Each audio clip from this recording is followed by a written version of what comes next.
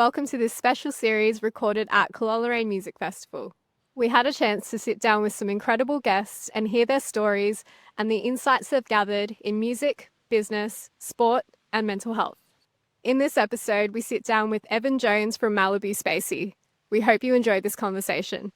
Hey, hi Evan. Thank you so much for joining us for Cullulleraine Music Festival. How are you? I'm good. Thank you so much for having me. It's great to be out here. I'm having such a good time so far. Fantastic. So tell us a bit about what's brought you to the festival today and what you do. I play in a band, Malibu Spacey. We're playing a couple of sets. We played one last night, which is the Friday night. So we played at 6 o'clock last night. We're playing at 2, which is pretty soon.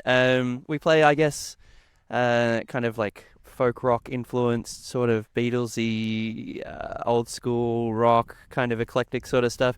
And we're just happy to be out here and playing for a different crowd in front of a lake. It's the best. What a dream, you know? Fantastic. What have you been enjoying at the festival today? I've been enjoying just the I think it was the Sun Raised Voices Choir. They were so good. I'm really enjoying it. One of our guys in the band, James, was doing the yoga earlier.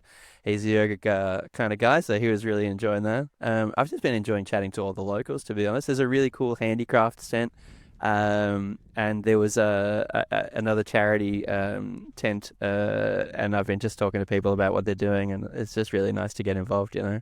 So we were just having a chat before about how you're quite passionate about mental health and well-being. Yeah. Could you share a bit more about that with us? Yeah, for sure. I mean, I guess in music you get the opportunity to talk about whatever you want to talk about, and for me, it seems to be various struggles with anxiety and that sort of thing comes up a lot, whether consciously or not, in the music. So it's something that I'm pretty passionate about. I really like the fact that I was at Queenscliff Music Festival recently, and a country artist named Andy Gollidge was talking about anxiety and depression on stage, and it really hit me at a time where I was just feeling I was really low, and I was really struck by how important it is to talk about that sort of thing. If you've got we're not a very big band, but even any platform for that kind of thing is important. You never know who's listening, and the support that they might need, or that they might feel validated by how much they relate to it. So I think it's just besides like being the basis of some songs, it's kind of just something that I think is important to talk about, you know. Absolutely. And could you share a bit about, I guess, are there any songs that you've written more specifically? Yeah, so there's probably two that we'll play today. One in particular, Danger is about, I guess, particularly social anxiety growing up, and the difficulties with overcoming that sort of thing, and the way that it can affect relationships and making friends and putting yourself out there, and I guess the way that those sorts of anxieties can hold you back and play on your mind and that sort of thing. It's not a song that I've necessarily written with any kind of not necessarily a positive message. It's more just laying it out there that these are the feelings that I've had across my life.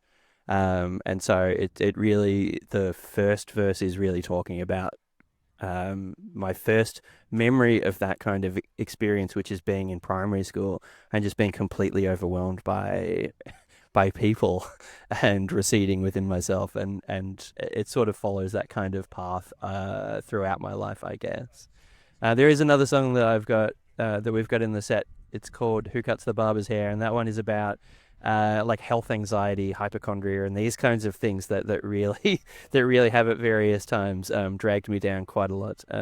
It's a tough one, but it's I guess cathartic to write about, and it's something that comes up in a few songs, to be honest. I can see those themes are ways in which young people and anyone really could connect with, your song where you wrote that in primary school and when you were younger. And I hope so. I mean, it's funny because when I was in primary school, and this is quite a long time ago now, they didn't really talk about that sort of thing, and I didn't even really connect. The reason I've written it more recently about an experience like that is I didn't even think about what that kind of reaction could actually be, or that there was anything deeper, or that there's any more meaning to it.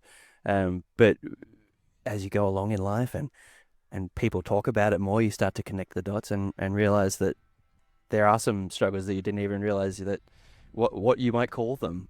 that you've been having all your life, you know.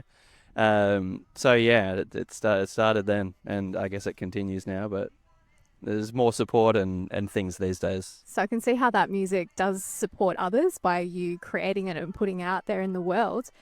How does music itself help you and support your mental well-being? I guess, I mean, for me, music is something that I do in every state of mind. But it really is, as someone who's had, particularly, I guess, recently, some tough times, is a really good way of drawing yourself out of the situation. Or at least I find that it can be a really good way. When I'm feeling low, I don't necessarily want to listen to sad music. I can understand why some people do, but it can be a really good way to leave those feelings behind for a little while. It's quite transportative sometimes with music, that you can just escape what you're in. But it can also be a really good way, and I hope that people find this in our music, but it can be a really good way to validate your feelings by knowing that someone else is feeling that as well. Which is something that I look for a lot in music artists that I discover. I'm like, can I relate to these lyrics? And if I can, it makes a really deep connection, and it does feel very validating and reassuring, I guess. Absolutely. It's that whole, actually, I'm not alone in this. That's really what it is, you know, because maybe you are alone. Like maybe you don't have a huge support network around you, but you can feel like that you're not really alone, even if there's just an artist or a song out there that you can connect with. I think that's really important. It's amazing. I love this, and that you're putting your work out there in the world and in a way that's helping, influence and improve mental well-being in communities. I hope so. I mean, I wouldn't say that I was any sort of warrior for it, but just to put it out there and be honest with people that, yeah, these are the themes and these are some things that I feel, and maybe if you do too, that's okay. It's okay to acknowledge it. Absolutely. And is there anything, I guess, for anyone listening along at home to sort of inspire hope if they're in a position at the moment where they're feeling, overwhelmed or alone? Yeah. Do you have a message for them to share? I mean, as someone who's gone through these things quite a bit, the message that people that in my support network people have told me is that as much as I might not feel like it, things can and do get better.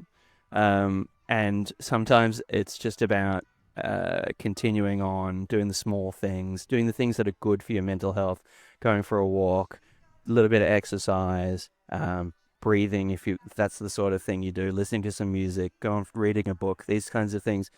Just the little things that you can do, they make a big difference, because eventually things do get better. And it's something that I have to tell myself right now, where it's a message that maybe you will continue to have to tell yourself. But that's just how it goes. It does. Things can and do get better. It's very powerful. Thank you for sharing. No worries. And I guess for people meeting you and hearing you for the first time, what are some instruments you play, and what? I mean, I play guitar. I sing. Our band, we really like or at least the one thing that I really like to do is sing vocal harmony. So we do a lot of 3-part harmony, like Beatles, Birds, kind of Eagles sorts of stuff.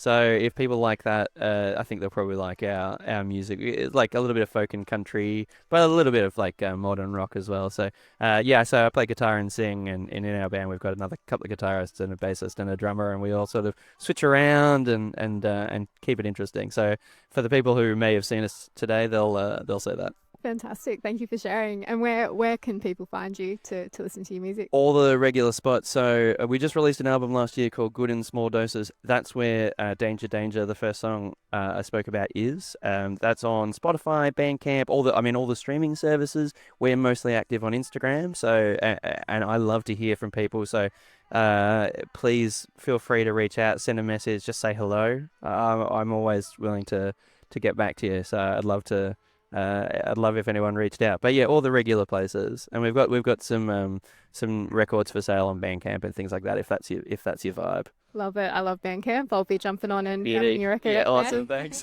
Awesome. Thank you so much for taking the time to speak on the Mental Health Mali podcast today, Evan. Pleasure. Really absolutely pleasure. Thank you so much for having me. Right, enjoy the rest of the festival. Cheers. You too. Thank you for listening to the Mental Health Mali podcast. The Cullulleraine Music Festival series was supported by the Victorian Government through regional events funding. Be sure to head over to our website for more resources and social media pages to connect in. Bye for now.